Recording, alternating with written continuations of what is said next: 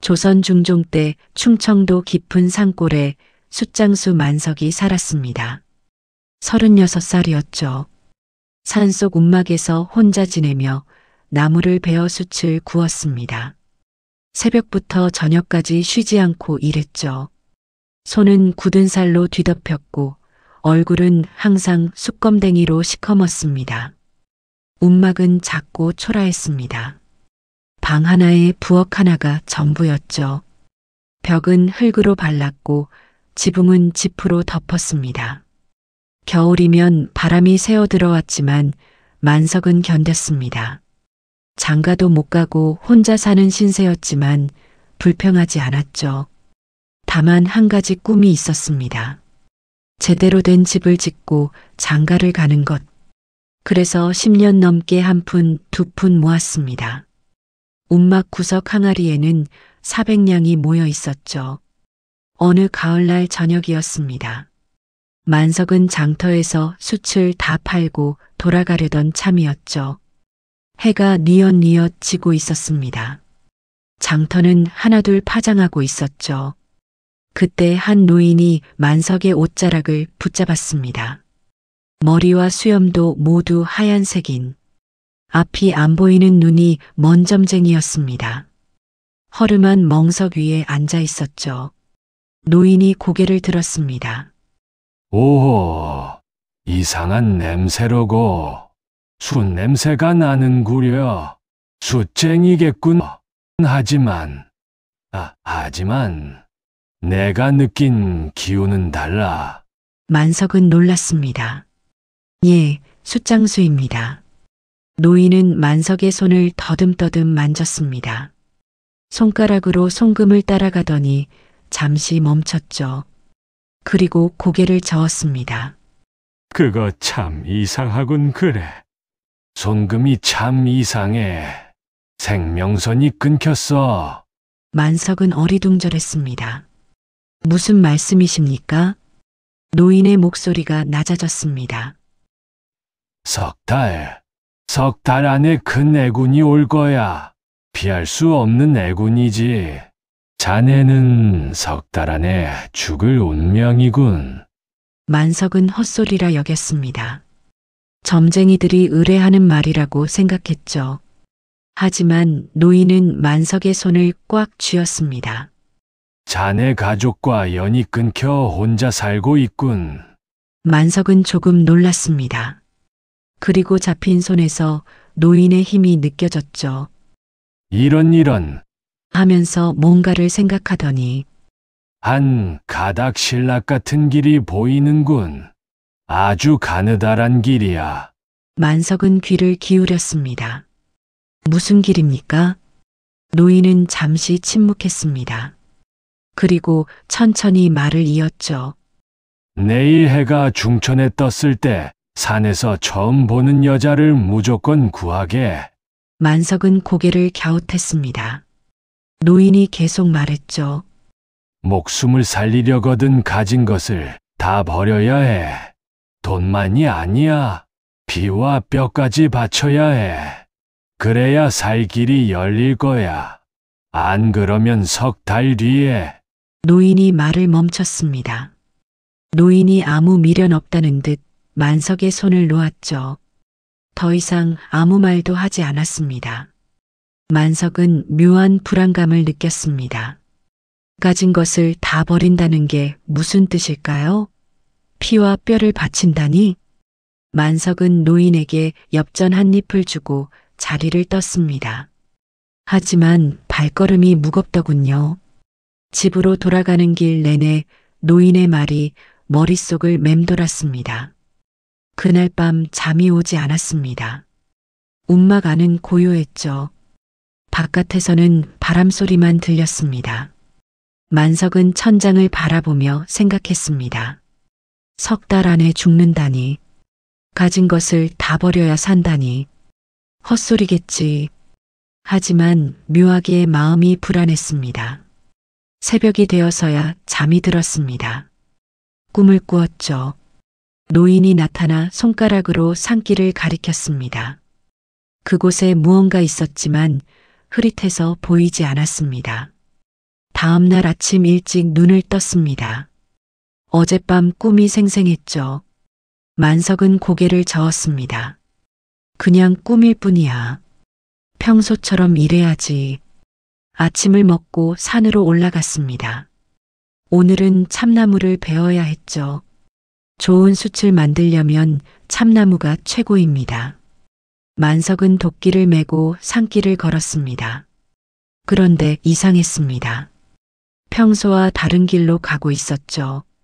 발이 저절로 움직이는 것 같았습니다. 해가 중천에 떴습니다. 정오였죠. 만석은 문득 멈춰 섰습니다. 노인의 말이 떠올랐죠.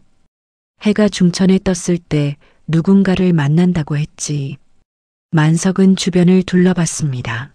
연꽃야담을 찾아주셔서 감사합니다. 구독과 좋아요는 영상 제작에 큰 힘이 됩니다.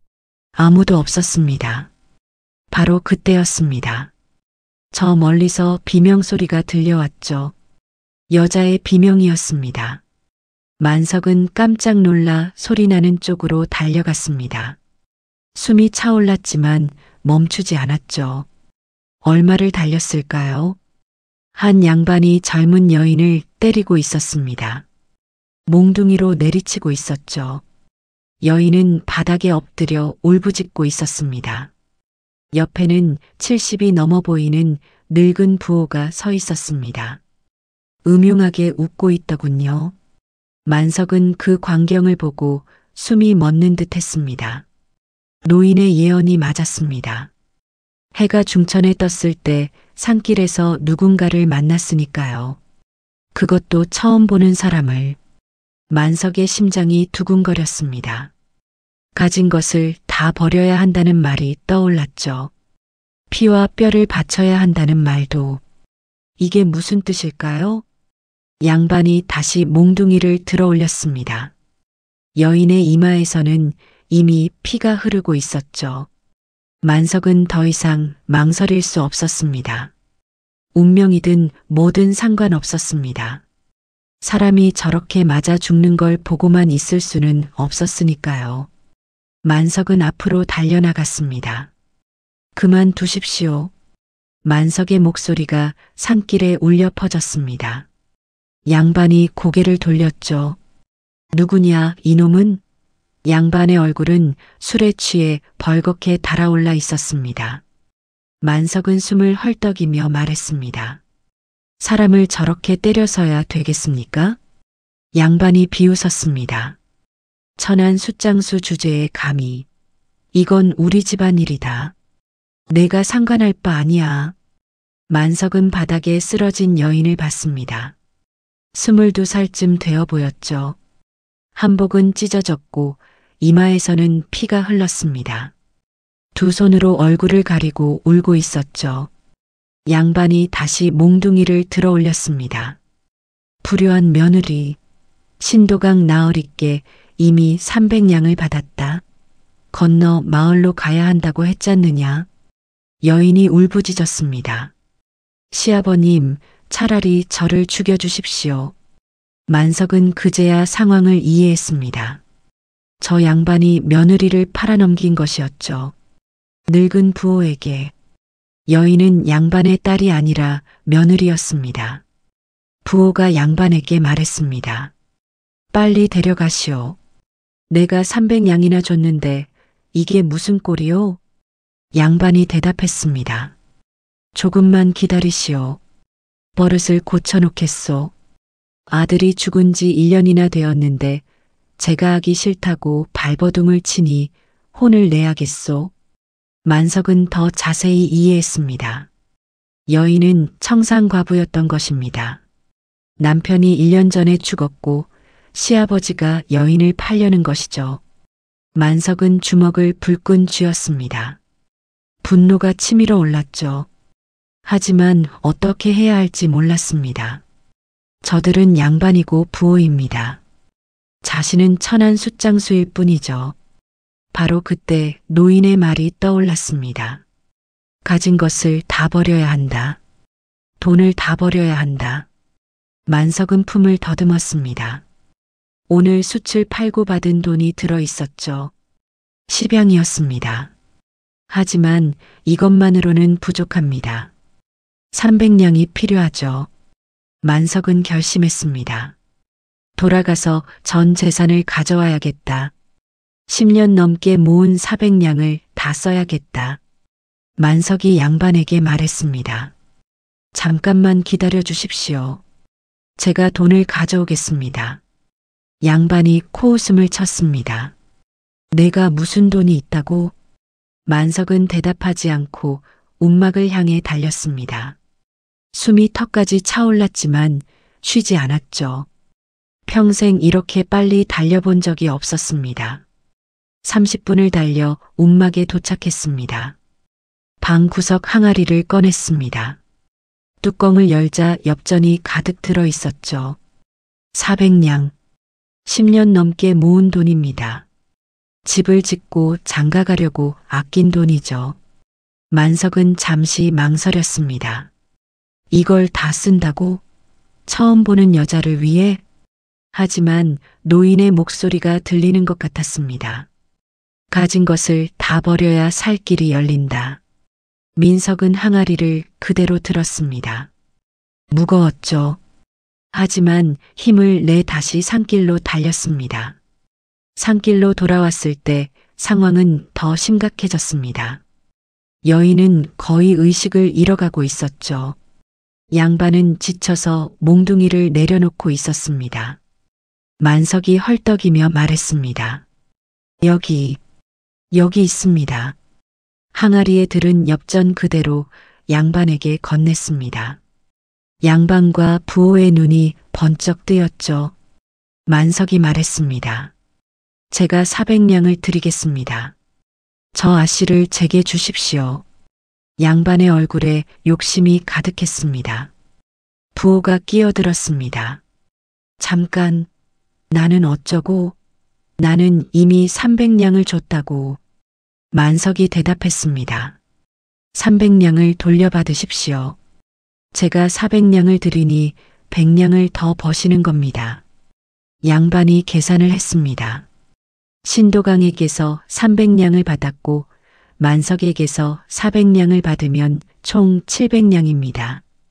부호에게 300냥을 돌려주면 400냥이 남죠. 나쁘지 않은 장사였습니다. 양반이 냉소를 지었습니다. 좋아. 인연은 내 거다. 데려가든 말든 마음대로 해라.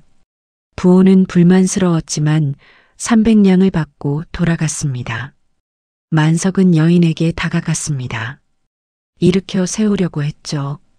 바로 그때 양반이 다시 몽둥이를 들었습니다.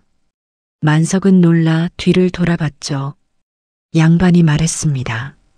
하지만 내 화는 아직 안 풀렸다.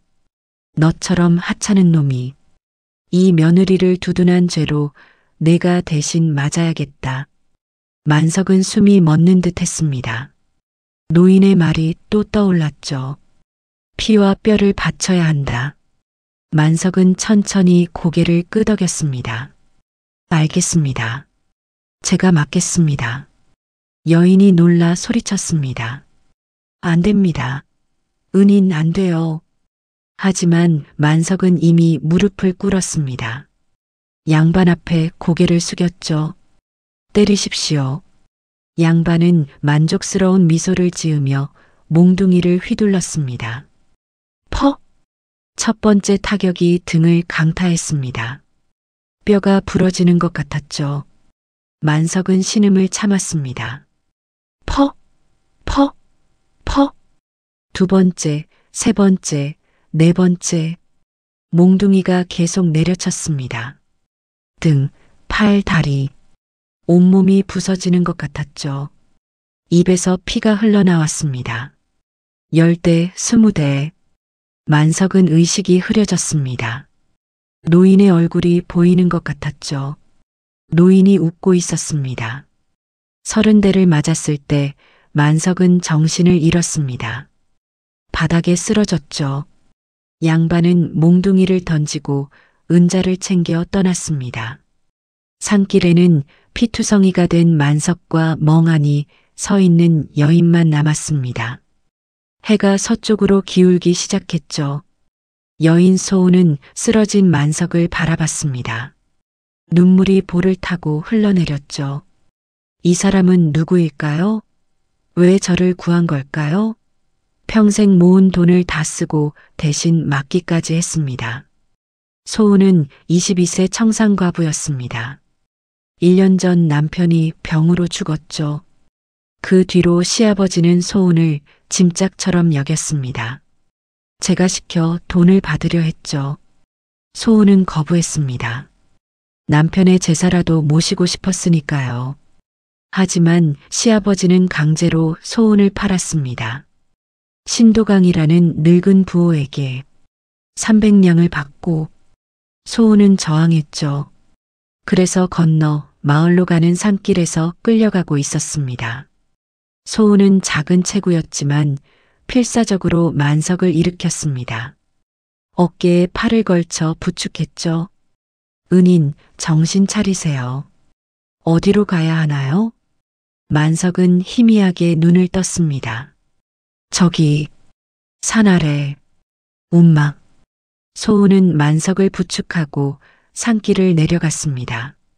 한 걸음 한 걸음이 힘들었죠. 만석은 의식을 잃었다 깨었다 반복했습니다. 한 시진을 걸어 움막에 도착했습니다. 움막은 작고 초라했습니다. 하지만 깨끗했죠. 소은은 만석을 방 안에 눕혔습니다. 그리고 물을 끓였죠. 부엌에는 약초가 조금 있었습니다. 소은은 약초를 달여 만석의 상처를 닦아냈습니다. 온몸이 상처투성이었습니다. 등은 갈라져 피가 흘렀고 팔은 퉁퉁 부어올랐죠. 다리도 멍이 들어 시퍼렇게 변했습니다. 소은은 정성껏 상처를 치료했습니다. 밤새도록 곁을 지켰죠. 사흘 밤낮을 앓았습니다. 만석은 열이 나고 헛소리를 했죠. 소은은 한시도 떠나지 않았습니다. 물수건으로 이마를 닦아주고 약을 다려 먹였습니다. 넷째 날 아침이었습니다. 만석이 눈을 떴죠. 천장이 보였습니다. 익숙한 천장이었죠. 자기 움막입니다. 옆에서 목소리가 들렸습니다. 깨어나셨습니까? 만석은 고개를 돌렸습니다. 소은이 앉아 있었죠.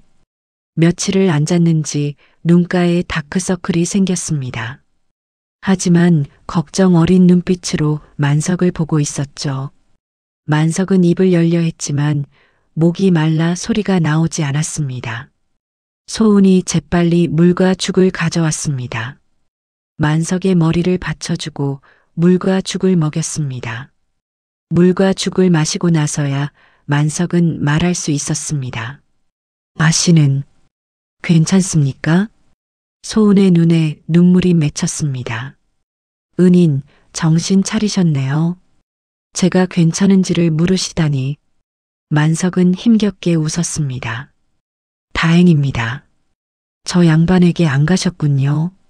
소은은 만석의 손을 꼭 잡았습니다. 은인 덕분입니다. 은인께서 절 구해주셨어요. 평생 모은 돈을 다 쓰시고 대신 맡기까지 하시면서요. 만석은 고개를 저었습니다.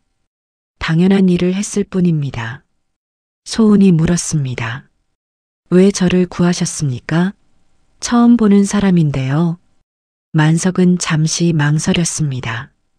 그리고 천천히 이야기를 시작했죠.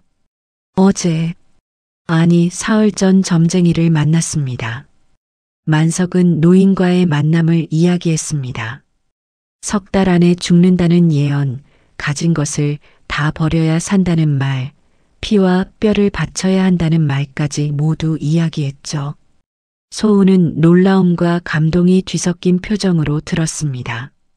그럼 은인께서는 점쟁이의 말만 믿고 저를...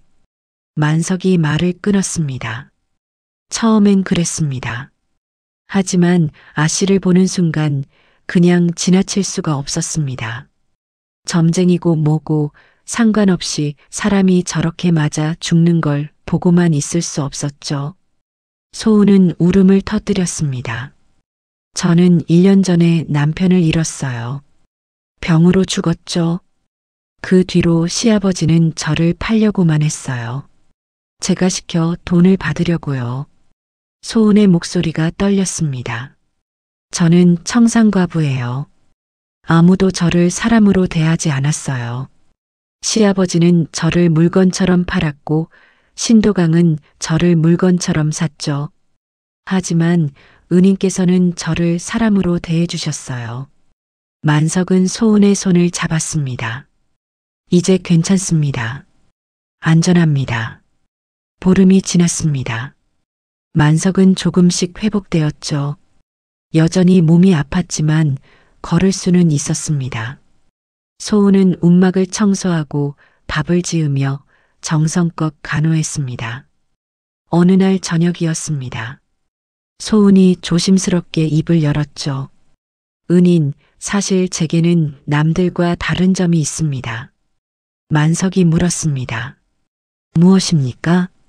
소은은 잠시 망설이다 말했습니다. 저는 거짓말을 들으면 손바닥이 간지러워집니다. 만석은 놀랐습니다. 거짓말을 들으면요? 네. 어릴 때부터 그랬어요. 누가 거짓말을 하면 제 손바닥이 간지러워져요. 소은의 얼굴이 어두워졌습니다. 하지만 이 능력 때문에 고생도 많이 했어요. 소은은 어린 시절 이야기를 했습니다. 10살 때 아버지가 거짓말하는 걸 알고 말했다가 죽도록 맞았던 일. 12살 때 의원의 거짓말을 알아챘지만 아무도 믿지 않아 어머니가 돌아가신 일. 시집 와서도 능력을 숨겼습니다. 말하면 화가 생길까 봐요. 시아버지에게 들키면 마녀라고 할 수도 있었죠. 만석은 고개를 끄덕였습니다. 그럼 저만 아는 비밀로 하겠습니다. 걱정 마십시오. 소은이 웃었습니다. 고맙습니다. 두 사람은 서로를 바라보며 웃었습니다. 움막 밖에서는 새들이 지저귀고 있었죠. 한 달이 지났습니다. 만석은 거의 회복되었죠. 이제 일을 시작해야 했습니다. 돈이 한 푼도 없었으니까요. 소은도 함께 일하겠다고 나섰습니다. 만석은 다시 산에 올라 나무를 베었습니다. 참나무를 골라 베어냈죠.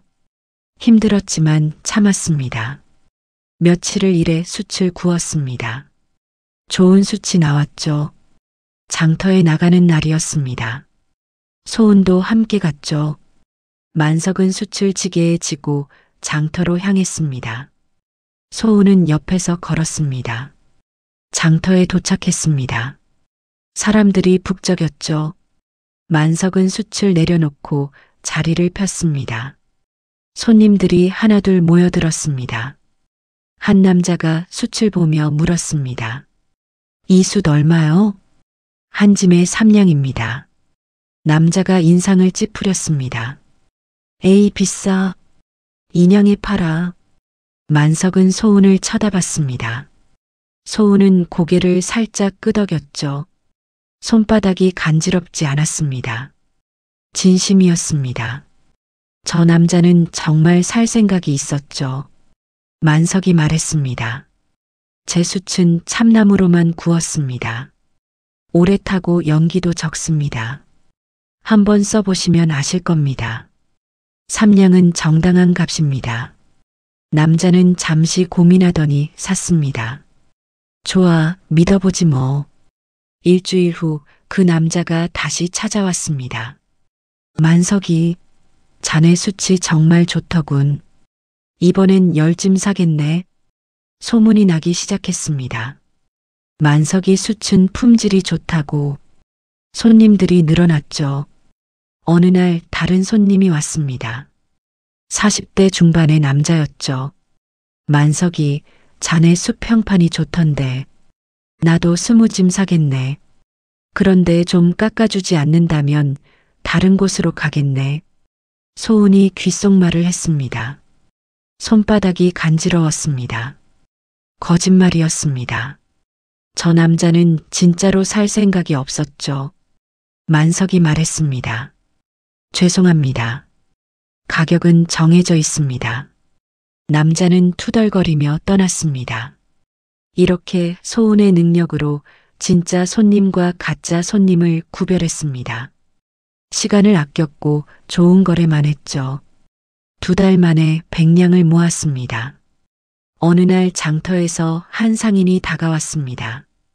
만석이 자네 숯을 대량으로 사고 싶네. 한양에 납품하려 하는데 품질이 중요하거든.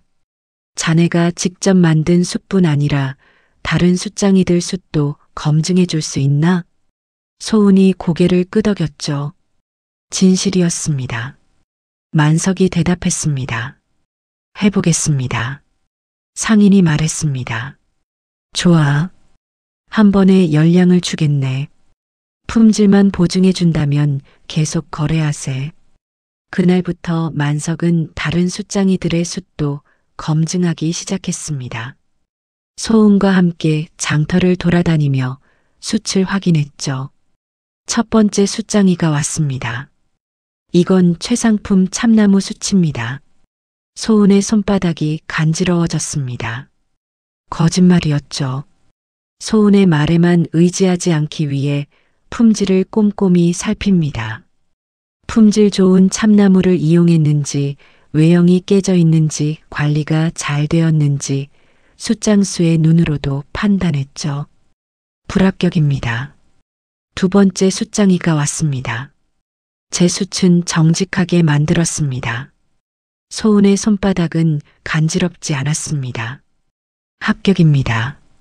만석이 검증한 숯은 한양에서 최고급으로 인정받았습니다. 상인은 매달 만석을 찾았죠. 검증 수수료만 한 달에 50냥이 넘었습니다. 반년이 지나자 만석은 검증만이 아니라 직접 중간 거래도 시작했습니다. 좋은 숯장이들의 숯을 사서 대량으로 팔았죠. 소은의 능력으로 절대 사기를 당하지 않았습니다. 신용이 쌓였죠. 어느 날 한 양반이 찾아왔습니다. 만석이 자네에게 좋은 땅을 팔겠네. 이 땅은 3년 후 한양 가는 큰 길이 날 자리야. 지금 사면 큰돈 벌 거야. 소은의 손바닥은 간지럽지 않았습니다. 만석은 100냥을 주고 그 땅을 샀습니다. 3년 후에 정말 큰 길이 났고 1000냥에 팔았죠. 3년이 흘렀습니다. 만석은 충청도에서 손꼽히는 숯 도매상이 되었습니다. 하지만 소은의 능력은 철저히 비밀이었죠. 만석에게는 특별한 단골이 있었습니다. 도진사댁이었죠. 10년 넘게 숯을 공급해온 집이었습니다. 도진사는 50대 중반의 학식 있는 양반이었죠. 도진사는 만석의 숯을 특별히 좋아했습니다.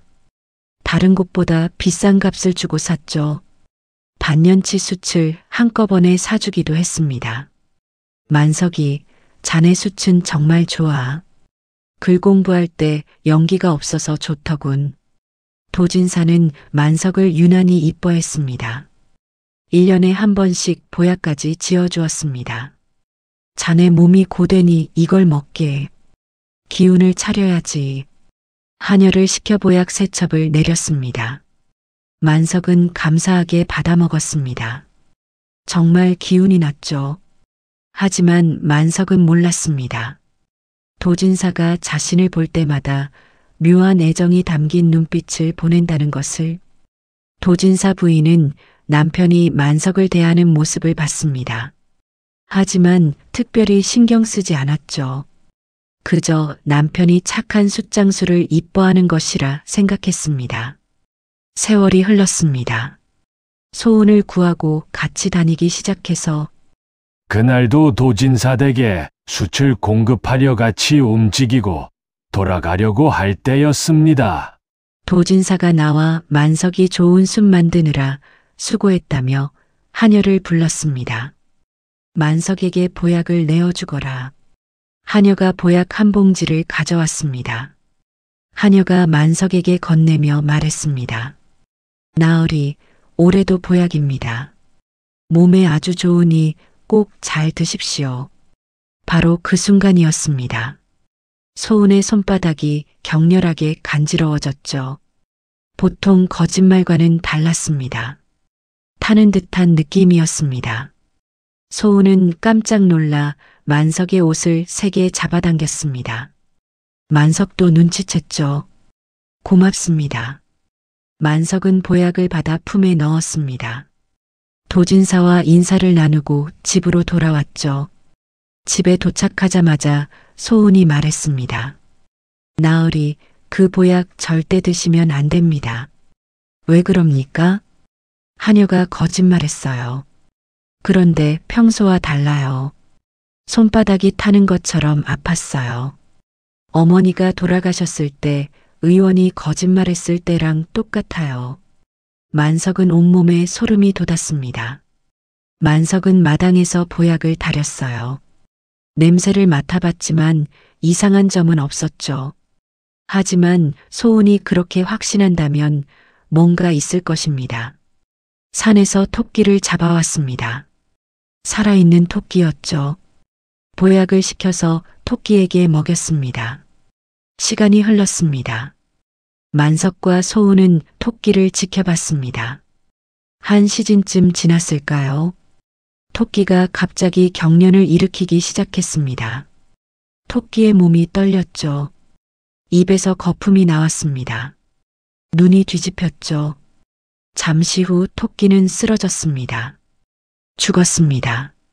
만석은 입을 다물지 못했습니다. 세상에, 정말로 독이 들어 있었다니. 소은도 얼굴이 새하얗게 질렸습니다. 만약 나으리께서 드셨다면. 만석은 온몸에 식은땀이 흘렀습니다. 나도 저 토끼처럼 됐겠지. 만석은 문득 깨달았습니다. 오늘이 며칠이지? 점쟁이를 만난 지 며칠이나 됐지? 손가락으로 세어봤습니다. 한 달, 두 달, 세 달. 오늘이 정확히 석 달째였습니다. 소은도 깨달았습니다. 나으리, 오늘이 석 달째입니다. 점쟁이가 말한 날이에요. 만석은 온몸이 떨렸습니다. 점쟁이 노인이 말한 게 이것이었습니다. 석 달 안에 죽을 애군. 그리고 그 애군이 오늘 찾아온 것이죠. 당신이 날 살렸소. 만석이 소은의 손을 잡았습니다. 아니에요. 나으리께서 저를 구해주셨기에 제가 나으리를 구할 수 있었어요. 하지만 누가 보약에 독을 넣은 걸까요? 만석은 생각에 잠겼습니다. 도진사는 10년 넘게 자신을 잘 대해줬습니다. 왜 갑자기 독을 넣었을까요? 내일 도진사를 찾아가겠소. 만석이 말했습니다. 소은도 함께 가겠다고 했죠. 그날 밤 만석은 잠을 이루지 못했습니다. 내일 무슨 일이 일어날까요? 새벽이 밝았습니다. 만석은 죽은 토끼를 상자에 넣었습니다. 도진사에게 보여줄 증거였습니다. 소은은 남은 보약을 병에 담았습니다. 두 사람은 도진사댁을 향해 걸음을 옮겼습니다. 도진사댁 대문 앞에 도착했습니다. 만석은 심호흡을 했죠. 그리고 문을 두드렸습니다. 하인이 문을 열었습니다. 진사 나으리를 뵙고 싶습니다. 급한 일입니다. 잠시 후 도진사가 나왔죠. 만석이 무슨 일인가? 만석은 상자를 들어 보였습니다. 진사 나으리, 큰일입니다. 어제 주신 보약에 독이 들어 있었습니다. 도진사의 얼굴이 하얗게 질렸습니다. 뭐라고? 만석은 상자를 열어 죽은 토끼를 보여줬습니다. 보약을 산짐승에게 먹였더니 죽었습니다. 도진사는 믿을 수 없다는 표정이었습니다. 그럴 리가. 만석이 말했습니다. 나으리, 직접 확인해 보시겠습니까? 도진사는 떨리는 손으로 남은 보약을 받았습니다. 도진사는 마당으로 들어서며 하인에게 명령했죠. 닭 한 마리를 가져오너라. 하인이 닭을 가져왔습니다. 도진사는 직접 보약을 닭에게 먹였죠. 모두가 지켜봤습니다. 한 시즌쯤 지났을까요? 닭이 갑자기 비틀거리기 시작했습니다. 날개를 파닥거리더니 쓰러졌죠. 죽었습니다. 도진사는 충격에 빠졌습니다. 이게 어찌된 일이요? 도진사는 즉시 조사를 시작했습니다. 하녀를 불렀죠. 하녀는 떨며 말했습니다. 한약은 부인마님께서 직접 다리셨습니다. 저는 그저 전달만. 도진사의 얼굴이 굳어졌습니다. 부인을 불러오너라. 부인이 창백한 얼굴로 마당으로 걸어 나왔습니다. 도진사가 물었습니다. 당신이 보약을 달았소? 부인은 고개를 끄덕였습니다. 네, 제가 달았어요. 부인은 입을 삐죽이며 약간 억울하다는 듯한 표정을 지었습니다. 왜 독을 넣었소? 부인은 잠시 침묵했습니다. 그리고 천천히 입을 열었죠. 그 전에 물어볼 게 있어요, 나으리. 저 사람이, 저 만석이가 누구입니까? 도진사는 숨이 멎는 듯 했습니다. 부인이 계속 말했습니다. 나으리께서는 저 사람을 볼 때마다 특별하게 대하셨어요. 10년 넘게. 처음엔 몰랐어요. 하지만 시간이 지나며 의심이 들었죠. 부인의 목소리가 떨렸습니다. 며칠 전에 옛 타인에게 물었어요. 36년 전 일을요.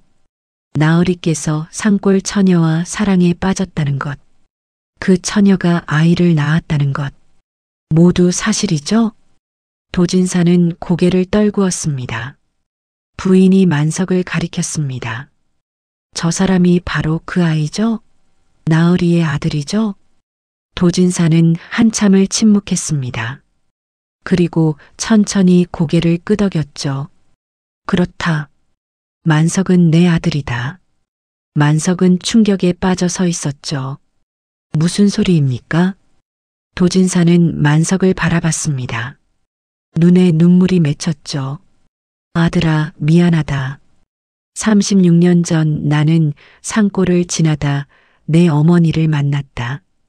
사랑에 빠졌지. 하지만 신분 차이로 헤어졌다.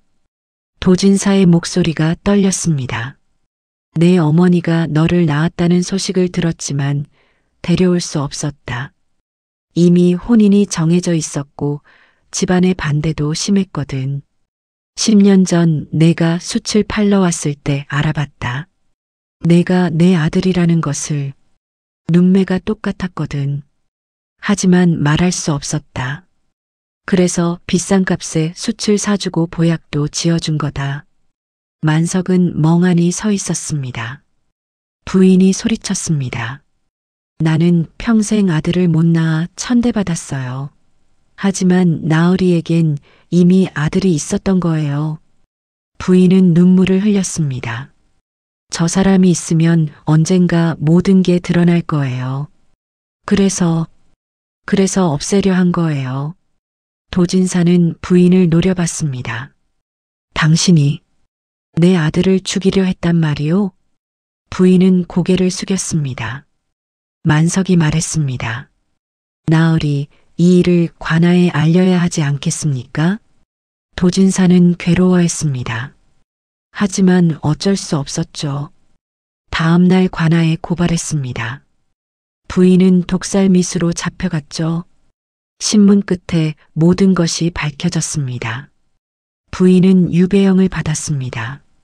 도진사는 크게 낙담했습니다. 하지만 받아들여야 했죠. 며칠 후 도진사가 만석을 찾아왔습니다. 만석이, 아니 아들아. 만석은 여전히 어색했습니다. 나으리, 무슨 일이십니까? 나는 너를 아들로 인정하고 싶다. 집안 어른들께도 말씀드렸다. 만석은 잠시 생각했습니다. 그리고 고개를 저었죠. 감사하지만 사양하겠습니다. 저는 상인으로 사는 게 좋습니다. 양반이 되고 싶지 않습니다. 도진사는 당혹스러워했습니다. 다만 가끔 찾아뵙고 싶습니다. 도진사는 눈물을 흘렸습니다. 알았다. 내 뜻대로 하거라. 도진사의 재산은 정말 많았습니다. 10,000평이 넘는 논밭을 소유하고 있었죠. 도진사는 만석에게 땅과 재산 일부를 물려주려 했습니다. 만석을 거절했습니다. 만석은 작은 땅 몇 마지기와 엽전 500량만 받았죠. 만석의 사업은 점점 커졌죠. 이제 숲만 파는 게 아니었습니다. 목재, 약초, 곡식까지 거래했습니다. 소은의 능력 덕분에 모든 거래가 성공적이었죠. 5년이 더 지났습니다. 만석은 이제 충청도 전체에서 손꼽히는 상인이 되었습니다. 큰 상단을 운영했죠. 소은은 항상 옆에서 도왔습니다. 겉으로는 아내로, 속으로는 거짓말 탐지자로. 만석은 한양에도 지점을 냈습니다. 전국으로 물건을 팔았죠. 돈이 쌓여갔습니다. 10년 만에 만석은 갑부가 되었습니다. 하지만 검소함을 잃지 않았습니다. 여전히 소박한 집에서 살았고 사치하지 않았죠. 대신 가난한 사람들을 도왔습니다. 마을에 학당을 세우고 흉년엔 쌀을 나눠줬습니다. 사람들은 만석을 존경했습니다. 천안 숫장수에서 큰 상인이 된 사람. 하지만 교만하지 않고 이웃을 돕는 사람이었죠. 만석의 사업은 계속 성장했습니다. 소은은 항상 옆에서 도왔죠. 5년이 더 흘렀습니다. 만석은 이제 조선 전체에서 손꼽히는 대상인이 되었습니다. 한양에 큰 상단을 두고 전국을 상대로 장사했죠. 목재, 약초, 곡식, 직물. 없는 게 없었습니다. 소은의 거짓말 탐지 능력은 여전히 위력적이었습니다. 모든 거래에서 사기를 피했고 좋은 투자만 했죠. 10년 만에 만석은 조선 제1의 갑부가 되었습니다. 하지만 만석과 소은은 변하지 않았습니다. 여전히 검소하게 살았고 이웃을 도왔죠. 전국에 학당을 세우고 흉년엔 쌀을 나눠줬습니다. 가난한 사람들에게 일자리를 주고 병든 사람들을 치료해줬죠. 사람들은 만석 부부를 존경했습니다. 천안 숫장수에서 조선 제1의 갑부가 된 사람. 하지만 교만하지 않고 백성을 돕는 사람이었죠. 만석과 소은은 아들 둘, 딸 하나를 두었습니다. 아이들은 훌륭하게 자랐죠. 도진사는 자주 손주들을 보러 왔습니다. 만석은 여전히 도진사를 아버지라 부르지 않았지만 정은 깊어졌습니다. 어느 날 도진사가 손주를 안으며 말했습니다. 만석아, 내가 죽지 않아서 정말 다행이다. 만석이 대답했습니다. 소은이 살렸습니다. 소은이 웃으며 말했습니다. 아니에요. 나으리께서 전 재산과 몸으로 저를 구해주셨기에 제가 나으리를 구할 수 있었어요. 도진사가 물었습니다. 그때 어떻게 보약에 독이 든 걸 알았느냐? 소은과 만석은 눈을 마주쳤습니다. 그냥 느낌이 이상했습니다. 손바닥이 간지러웠지만 소은은 끝까지 비밀을 지켰습니다. 또 몇 년이 흘렀습니다. 어느 저녁 만석과 소은은 한양 저택 마루에 앉아 있었습니다. 아이들은 방에서 공부하고 있었죠. 만석이 말했습니다. 그때 점쟁이가 없었다면 당신을 만나지 못했을 거예요. 소은이 웃었습니다. 아니에요. 나으리께서는 점쟁이 없어도 저를 구하셨을 거예요. 정말입니까? 나으리의 마음이 저를 구한 거예요. 점쟁이는 그저 등을 살짝 떠민 것뿐이에요. 만석은 소은을 안았습니다. 고맙소. 당신이 있어서. 평생 모은 돈과 피와 뼈를 바쳐 구한 사랑. 그 사랑이 다시 자신의 목숨을 구하고 아버지까지 찾아준 기적. 만석과 소은의 이야기는 전국에 퍼졌습니다. 가난한 숫장수가 청산과부를 구하고 함께 조선 제1의 갑부가 된 이야기. 사랑과 희생, 그리고 운명에 대한 이야기. 사람들은 이야기를 들으며 감동했습니다. 진정한 사랑이 무엇인지, 진정한 용기가 무엇인지 배웠죠. 만석과 소우는 함께 늙어갔습니다. 하지만 사랑은 변하지 않았습니다. 처음 만난 그날처럼 서로를 아꼈죠. 그들의 이야기는 끝이 아니었습니다. 시작이었죠. 새로운 삶의 시작, 사랑의 시작, 그리고 행복의 시작이었습니다. 집안에서는 손주들의 웃음소리가 들려왔습니다. 만석과 소우는 미소 지으며 그 소리를 들었습니다. 행복이란 이런 것이겠죠. 사랑하는 사람과 함께 있는 것, 서로를 지켜주는 것, 그리고 함께 미래를 만들어가는 것. 만석은 하늘을 올려다봤습니다. 어디선가 봉사점쟁이 노인이 웃고 있는 것 같았죠. 고맙습니다. 할아버지, 당신 덕분에 제 인생이 바뀌었습니다. 바람이 불어왔습니다. 따뜻한 바람이었죠. 마치 대답하는 것 같았습니다. 세월이 흘러 만석과 소운이 세상을 떠났을 때 전국의 백성들이 애도했습니다. 가난한 이들을 도운 은인이 떠났으니까요. 하지만 그들의 이야기는 영원히 남았습니다. 대대손손 전해졌죠. 진정한 사랑의 힘이 얼마나 위대한지를 보여주는 이야기로 숫장수와 청산과부, 점쟁이의 예언으로 만나 거짓말 탐지 능력으로 조선 제1의 갑부가 된 두 사람. 그들의 기적 같은 이야기는 오늘날까지 우리에게 전해집니다.